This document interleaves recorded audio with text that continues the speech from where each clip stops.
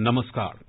A warm welcome to World News and Indian Perspective on All India Radio. This is Nishit Kumar and with me is Aditi Lumba bringing glimpses of major developments of the day from across the globe. Over the next half an hour, we shall bring you the latest from the world of politics, economy, sports, entertainment and more. As the world fights the COVID-19 pandemic, we begin the program with a message of caution to stay safe and protected by following these three simple steps. Wear a face mask, maintain social distancing and focus on hand and face hygiene. The headlines. India's economic survey says its economy is witnessing V-shaped recovery, pegs real economic growth in 2021-22 at 11%. Sri Lanka starts COVID-19 vaccination drive with India-made vaccines. New Delhi extends travel restrictions on scheduled international commercial flights till 28 February. India and Israel celebrate 29 years of diplomatic relations. UN chief says India's vaccine production capacity is the best asset for today's world. WHO team begin investigation into the origins of the COVID-19 in China.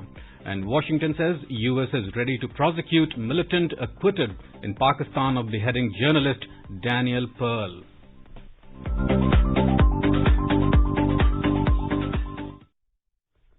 The Indian government today said that the country is witnessing a V-shaped economic recovery, which is a testimony to the resilience and intrinsic strength of its economy. It happened due to mega vaccination drive, robust recovery in the services sector and robust growth in consumption and investment. The economic survey tabled in the Parliament projects India's real GDP to record 11% growth in financial year 2021-22 and nominal GDP to grow by 15.4%, the highest since independence.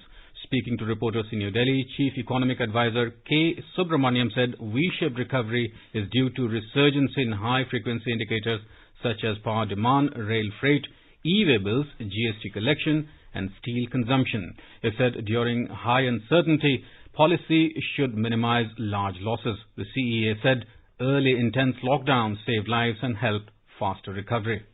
India focused on saving lives and livelihoods, took short-term pain for long-term gain, recognized that while GDP growth will recover, and it has, lost human lives cannot be brought back. This was the humane principle that guided India's policy response. India was the only country to announce a slew of structural reforms.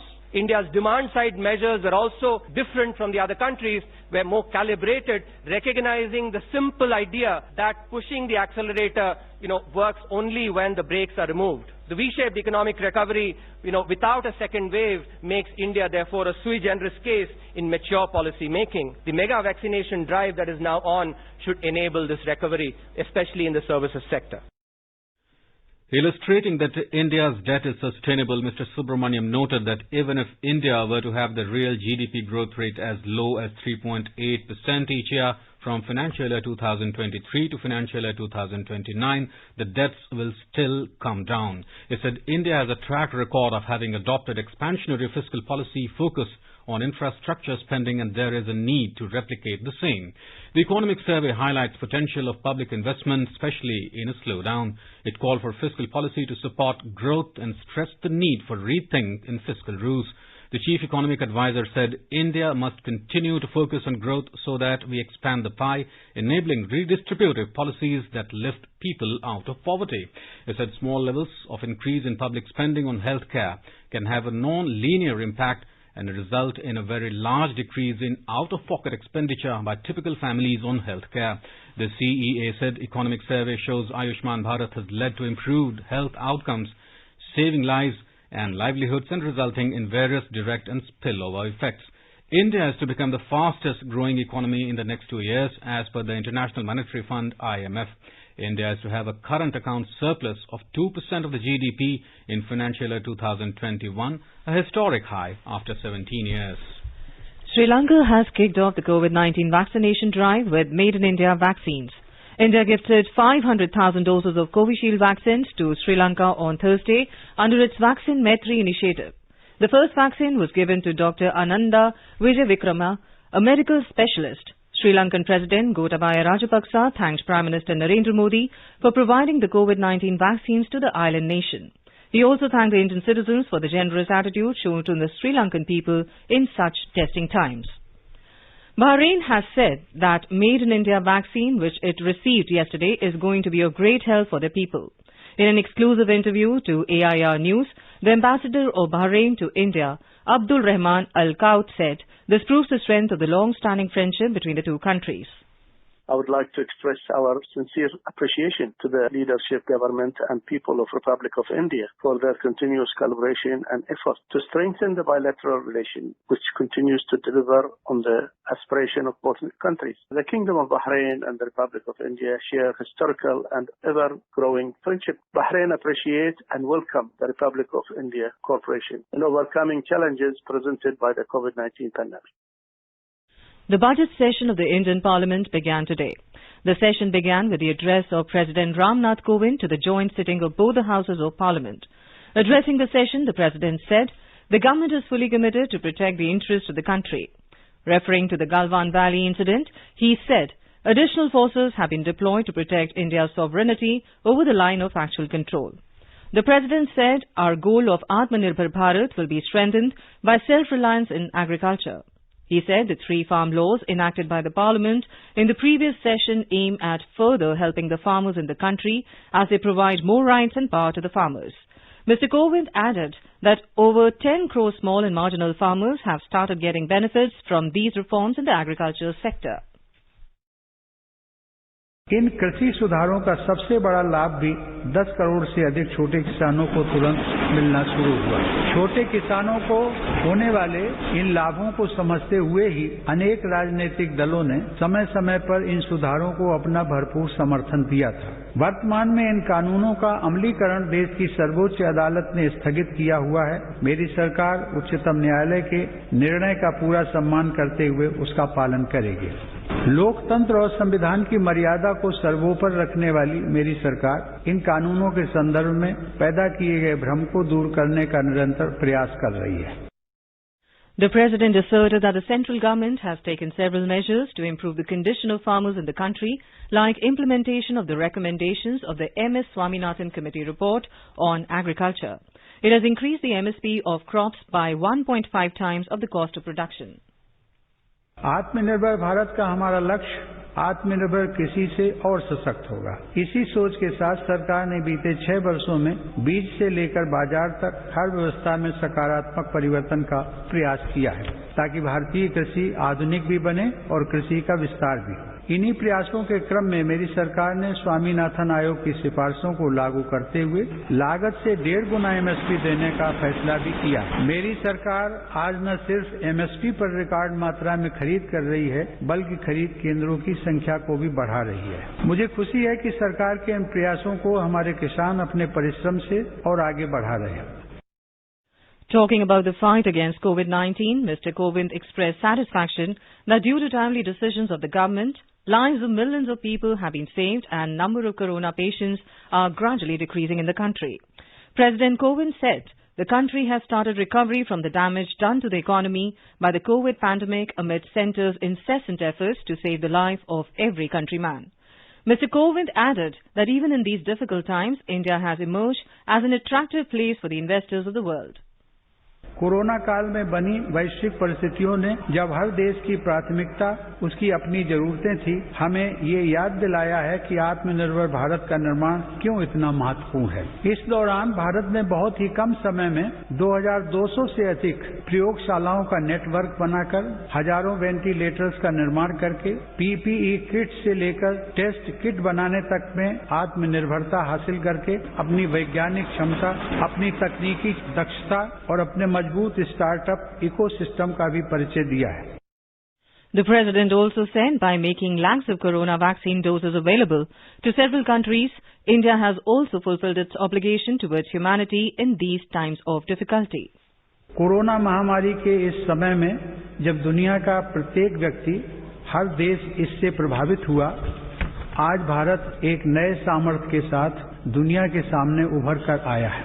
मुझे संतोष है कि मेरी सरकार के समय पर लिए गए सटीक फैसलों से लाखों देशवासियों का जीवन बचा है। आज देश में कोरोना के नए मरीजों की संख्या भी तेजी से घट रही है और जो संक्रमण से ठीक हो चुके हैं उनकी संख्या भी बहुत अधिक है। Beating the retreat ceremony marking the culmination of 4-day-long Republic Day celebrations of India was held at the historic Vijay Chowk in New Delhi this evening. This year also, Indian tunes were the flavor of the Beating the Retreat ceremony. President Ramnath Kovind, Vice President M. Venkaiah Naidu, Prime Minister Narendra Modi, Defence Minister Rajnath Singh, Chief of Defence Staffs and Chiefs of the three services were present at the ceremony, among others.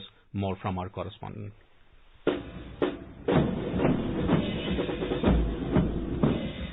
Bands from the Army, Navy, Air Force and Central Armed Police Force presented 26 performances at the historic Vijay Chowk and enthralled the spectators with captivating and foot-tapping music. The entry band was Masked Band with Swarnim Vijay theme. It was the special new composition to commemorate 50 years of victory of India in the 1971 war against Pakistan. It was followed by Pipes and Drums Band, CAPF Bands, Air Force Band, Naval Band, Army Mill Band and Masked Bands. Tunes like Kadam Kadam Badhaye Ja, Bharat Ki Jawan, Saathi Bhai, Sitare Hind, Nidar Yodha, Evening Star, Tiranga Senani, Queen of Hill, Sky War, Manohar, Bharat Bandhana, Garud Prahar, Abide With Me and Drummer's Call were part of the ceremony. The principal conductor of the Beating the Retreat ceremony was Lieutenant Colonel Girish Kumar Yu of AEC Training College and Center. The event came to a close with the ever popular tune Ab Sare Jahan Se Acha.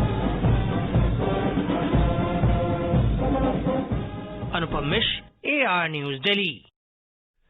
Beating retreat is a centuries-old military tradition dating from the days when troops disengaged from the battle at sunset. As soon as the buglers sounded the retreat, the troops ceased fighting, sheathed their arms and withdrew from the battlefield. It is for this reason that the custom of standing still during the sounding of retreat has been retained to this day. Colours and standards are cased and flags lowered at retreats. Drum beats are recalled of the days when troops billeted in towns and cities were recalled to their quarters at an appointed time in the evening. Based on these military traditions, the ceremony of beating retreat creates a mood of nostalgia of the times gone by. The government of India and the World Bank today signed a $500 million strengthening teaching, learning and results for states program, STARS, to improve the quality and governance of school education in 6 Indian states. These include Himachal Pradesh, Kerala, Madhya Pradesh, Maharashtra, Odisha and Rajasthan. Some 250 million students between the age of 6 and 17 in the 1.5 million schools and over 10 million teachers will benefit from the program. The STARS program builds on the long partnership between India and the World Bank since 1994 for strengthening public school education and to support the country's goal of providing education for all. Prior to STARS, the bank had provided a total assistance of more than $3 billion towards this goal. The Directorate General of Civil Aviation, DGCA of India, has extended the ongoing travel restrictions for scheduled international commercial passenger services till 28 February. This restriction will not apply to international all-cargo operations and flights specifically approved by DGCA. However, international scheduled flights may be allowed on the selected routes by the competent authority on a case-to-case basis.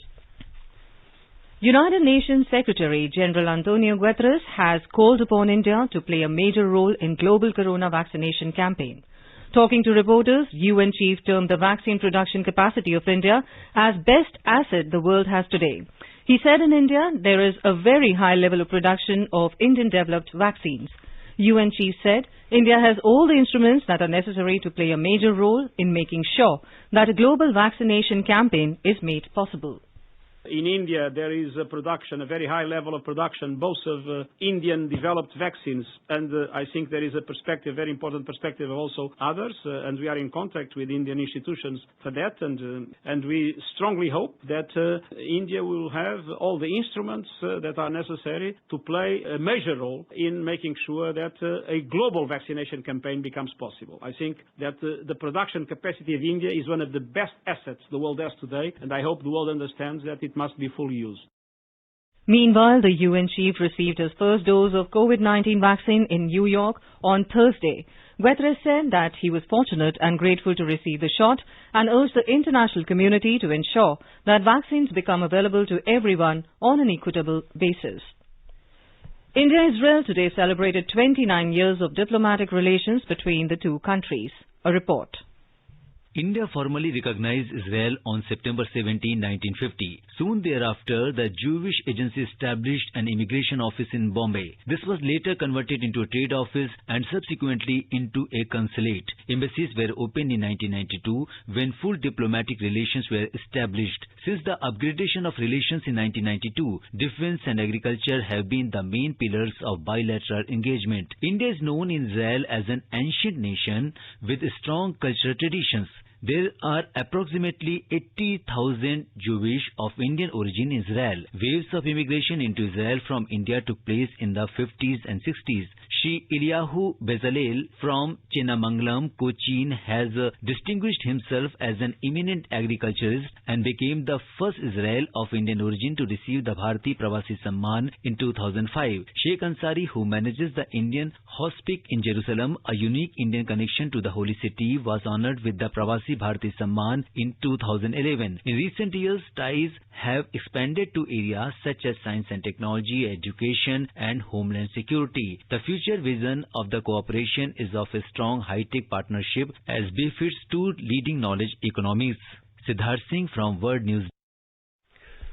A low-intensity explosion took place near the Israel embassy in the heart of Lutyens, Delhi today evening. The Delhi police said the blast took place near the pavement and that the windscreens of 3 cars nearby have been damaged. No injuries have been reported. An improvised explosive device, IED, placed inside a flower pot on the road divider is suspected to be the cause of the blast. It appears that it was thrown from a moving vehicle, said police sources. Shortly after the blast, the Central Industrial Security Force, CISF, has issued an alert at all airports, important installations and government buildings. External Affairs Minister of India, Dr. S. Jaishankar, spoke to Israeli Foreign Minister Gabi Ashkenazi this evening about the explosion outside the Israeli embassy. In a tweet, Mr. Jaishankar said, "We take this very seriously." He assured his Israeli counterpart of the fullest protection for the embassy and Israeli diplomats. The External Affairs Minister said the matter is under investigation and no effort will be spared to find the culprits. Israeli Foreign Minister thanked Dr. Jaishankar and promised full cooperation and help required from Israel. United States has expressed outrage over Pakistan's Supreme Court order releasing a militant convicted of beheading American journalist Daniel Pearl. Secretary of State Antony Blinken said that Washington is prepared to prosecute the acquitted militant in the United States for his horrific crimes. The Pakistani Supreme Court's decision to acquit Ahmed Omar Saeed Sheikh is an affront to terrorism victims everywhere, including in Pakistan, Blinken said in a statement. It added that Washington expected Pakistan to review its legal options to ensure justice is served. Ahmed Omar Saeed Sheikh, who was the main suspect in the kidnapping and murder of the Wall Street Journal reporter, was acquitted by a panel of 3 judges. White House spokeswoman Jen Psaki called the decision an affront to terror victims everywhere. This is All India Radio giving you the world news. A World Health Organization WHO team of 13 scientists began its investigation work into the origins of COVID-19 on Friday after concluding a 14-day quarantine in central China's Wuhan city.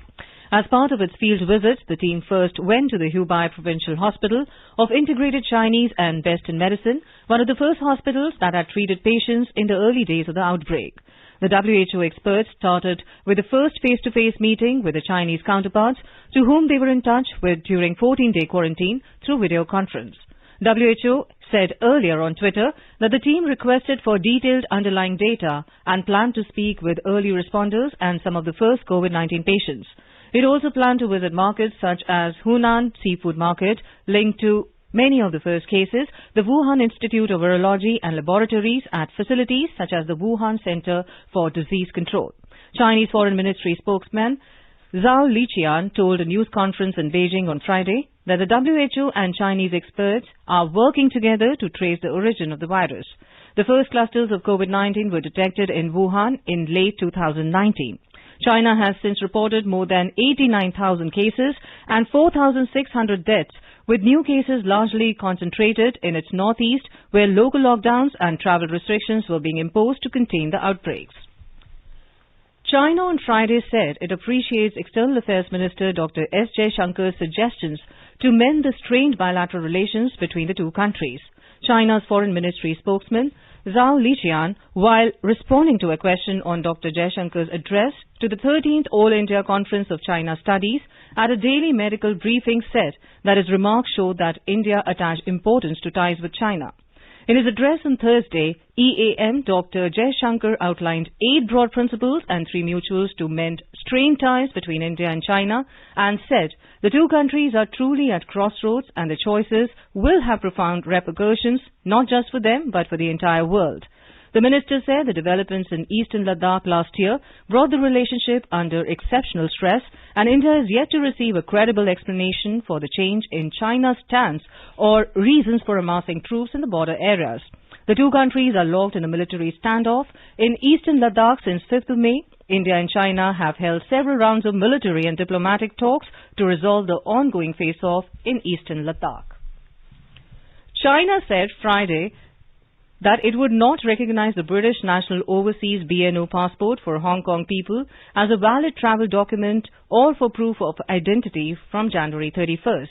The Chinese Foreign Ministry announced the decision on Friday, hours after the United Kingdom said it would begin taking applications for BNO visas beginning late on Sunday from millions more residents of its former colony.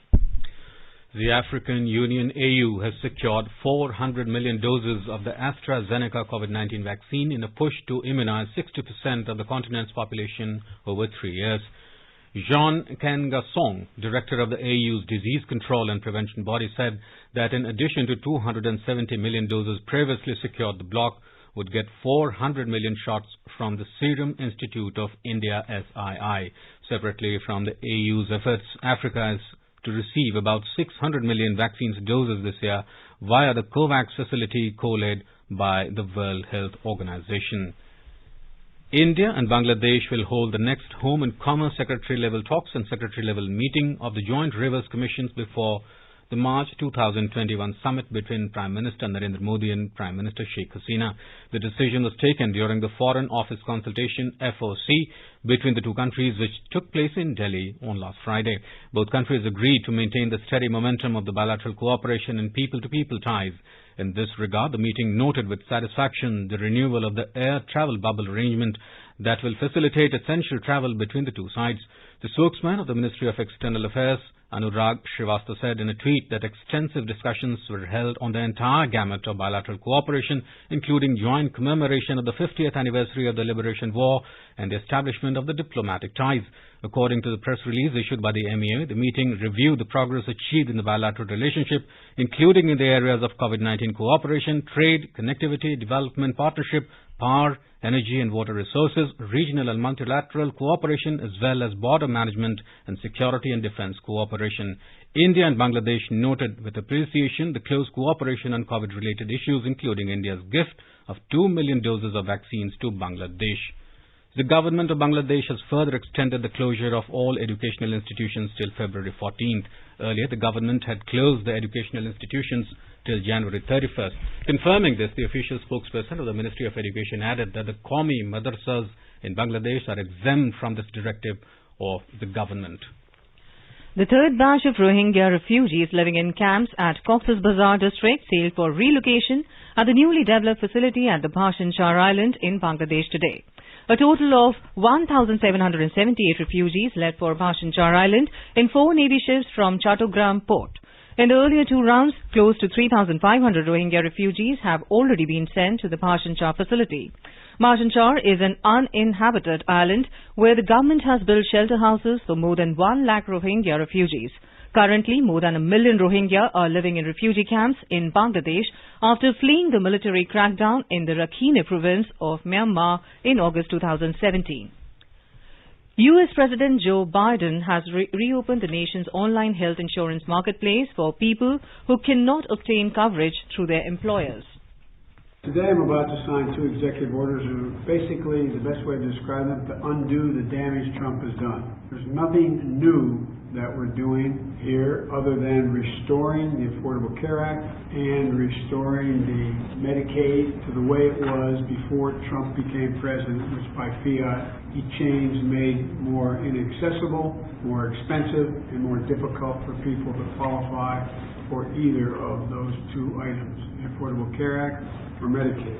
And the second order I'm going to be signing also changes what the former president has done, and it a memorandum reversed my predecessor's attack on women's health access, and as we continue to battle COVID-19.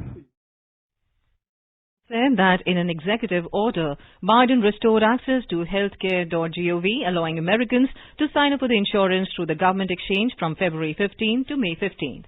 UN Secretary General Antonio Guterres has welcomed the decision as a powerful message to women and girls around the world that their rights matter. At least 58 Taliban terrorists have been killed by Afghan National Defense and Security Forces in Kandahar province of Afghanistan. The security forces also defused 19 improvised bombs and destroyed 3 terrorist bunkers during the raids. 6 Taliban terrorists were killed by Afghan Air Force in the Bala Buluk district of Western Farah province in Afghanistan. The Pentagon has said that it was not hopeful for a negotiated settlement with the Taliban unless the militant group meets its commitments under a 2020 deal, although Washington remains committed to the effort. The February 2020 agreement with the Taliban calls for a complete U.S. troop withdrawal by May 2021 in return for the insurgents fulfilling security guarantees. As Afghanistan's Human Rights Commission report more than 2,900 civilians killed in conflicts in the country last year. In the U.S., veteran Indian American Congress Ami Bera has been re-elected as chairman of the House Foreign Subcommittee on Asia Pacific, Central Asia and Non-Proliferation. In a statement, Bera said he is honored to be elected again to chair the House Foreign Subcommittee. He said Asia continues to be the most consequential region for American foreign policy as the economy and the national security are intrinsically linked to the region. Now let us take a look at the major developments around the world as reported in the foreign press. The New York Times has reported that ties of Republicans to extremist groups are under scrutiny. Wall Street Journal has reported that China will no longer consider the British National Overseas Passport a valid document. According to The Guardian, alpine plants face extinction threat due to the melting glaciers and competition from other species. Sputnik News has reported that Philippines' ambassador to America has said that U.S. government has pledged that Washington will help Manila in case of an armed attack in the South China Sea. Himalayan Times writes that Russian authorities have detained allies of opposition leader Alexei Navalny and warned social media companies about promoting more protests. Sydney Morning Herald has reported that Taiwan urged Australia to act over China war threats after China sent dozens of fighter jets and bombers over the Taiwan Strait. Moving on to sports, in football, Liverpool defeated Tottenham 3-1 win in the Premier League. In badminton, PV Sindhu won the third match of the BWF World Tour Finals 21-18, 21-13 by defeating Thailand's Koshu Wong Pornpavi. Kidambi Shrikant's campaign in the BWF World Tour Finals ended as he lost 21-12, 18-21, 19-21 to Hong Kong's Enchi Kalong Angus. And before we end, a look at the headlines once again. India's economic service says its economy is witnessing V-shaped recovery, pegs real economic growth in 2021-22 at 11%. Sri Lanka starts COVID-19 vaccination drive with India made vaccines. New Delhi extends travel restrictions on scheduled international commercial flights till 28th February. India and Israel celebrate 29 years of diplomatic relations. UN chief says India's vaccine production capacity is the best set for today's world. WHO team begin investigation into the origins of the COVID-19 in China, and Washington says US is ready to prosecute militant acquitted in Pakistan of beheading journalist Daniel Pearl. India is celebrating the 151st birth anniversary of Mahatma Gandhi. Before we end, let us listen to his favorite bhajan, Vaishnavajan, by artists from Israel as it celebrates 29 year of their diplomatic friendship with India.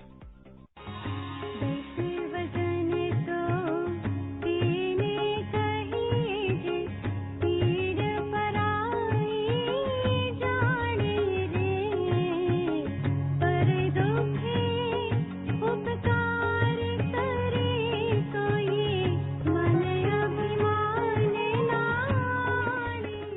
And with that, we end this bulletin. See you at the same time tomorrow with the next edition of World News.